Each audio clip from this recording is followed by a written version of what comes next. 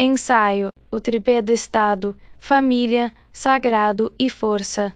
A teoria do tripé do Estado, formulada por Edson Pinto Coelho e Lívia Mafalda, propõe uma leitura estrutural e antropológica da origem, permanência e inevitabilidade do Estado humano. Ao contrário das teorias políticas modernas, muitas vezes restritas por estruturas econômicas, jurídicas ou ideológicas, esta formulação parte de um princípio mais elementar. O Estado não surge plenamente formado, não advém de um contrato, nem é abstrato, ele emerge organicamente das formas primárias de organização humana. A força da teoria reside precisamente nesse retorno às raízes do Estado.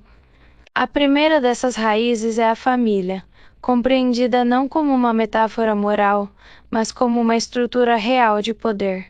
Antes de qualquer constituição, antes de qualquer templo ou exército, existe o patriarca, a autoridade parental, a linhagem. Este é o primeiro estado, um estado pré-político, mas já normativo, coercitivo e hierárquico. A família não é um detalhe cultural. É o primeiro tribunal, a primeira escola, a primeira prisão e a primeira forma de soberania. Esta interpretação encontra suporte em Aristóteles, que via a polis como uma extensão do lar, em Robert Filmer, que sistematizou o poder patriarcal como a base do reino, e na antropologia clássica de Malinowski, Radcliffe e Brown, que demonstraram empiricamente que não há sociedade sem parentesco estruturado. O Estado, portanto, não emerge contra a família, mas dela. O segundo osso é o sagrado. Toda sociedade humana conhecida produziu algum tipo de mediação simbólica entre o visível e o invisível. O xamã, o sacerdote, o profeta ou o líder ritual não surgem como adorno cultural, mas como resposta direta ao medo, à morte, ao caos e à necessidade de sentido. A religião, nesse contexto, não é apenas crença. É ordem moral, legitimação do poder e coesão coletiva. Durkheim demonstrou que o sagrado é o cimento da sociedade. Mircea Eliade mostrou que o poder político se sacraliza para existir.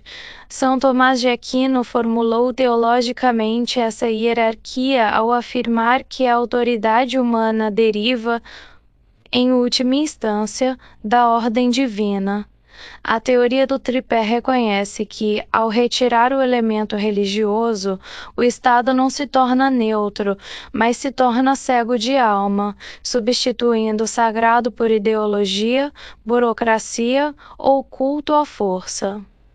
O terceiro osso é a força, a capacidade organizada de defesa e coerção. Nenhuma sociedade sobrevive sem proteção armada, interna ou externa. Antes do Estado moderno, já existia o guerreiro, o chefe militar, o líder de combate. A guerra não é exceção histórica, ela é constante antropológica.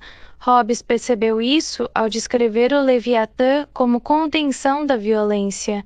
A antropologia confirma ao mostrar que mesmo sociedades ditas sem Estado mantêm estruturas de guerra, punição e exclusão.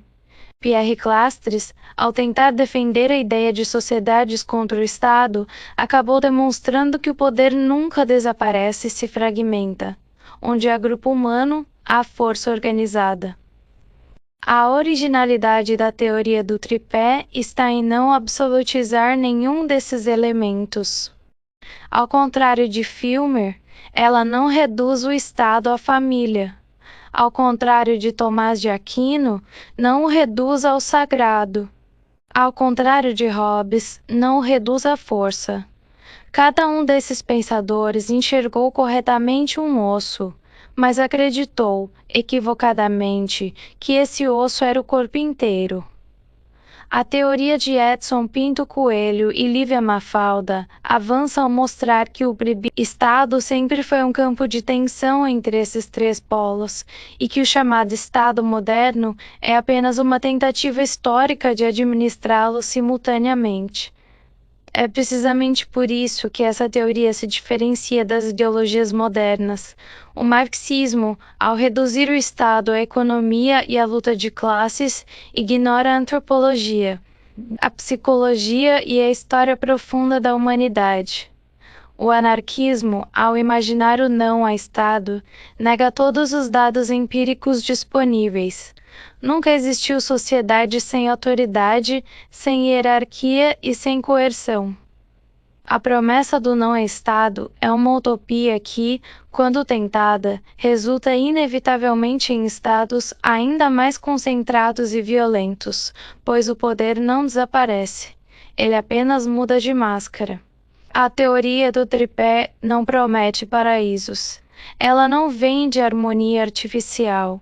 Ela parte de um diagnóstico realista. O humano sempre viveu entre família, sagrado e força. A liberdade, dentro dessa perspectiva, não é ausência de poder, mas distribuição do poder. A justiça não é igualdade abstrata, mas equilíbrio instável entre ordens concorrentes. O Estado legítimo não é o que elimina seus ossos, mas o que impede que um deles devore os outros. Ao final, a contribuição dessa teoria para a humanidade é clara. Ela devolve profundidade histórica ao debate político, desmonta fantasias modernas e oferece um critério sólido para avaliar qualquer regime. Onde um dos pilares é destruído, o Estado se deforma. Onde os três existem em tensão controlada, a sociedade respira. E, sobretudo, ela afirma uma verdade incômoda, mas incontornável. O não Estado nunca existiu, não existe e não existirá. Antes do Estado formal, já havia Estado. Antes da lei escrita, já havia comando. Antes da política, já havia poder. Esse é o tripé. Esses são os ossos. E qualquer teoria que os ignore está condenada a explicar um mundo que nunca existiu. Sou Olivia Bumbum. Essa foi a minha interpretação da teoria do tripé.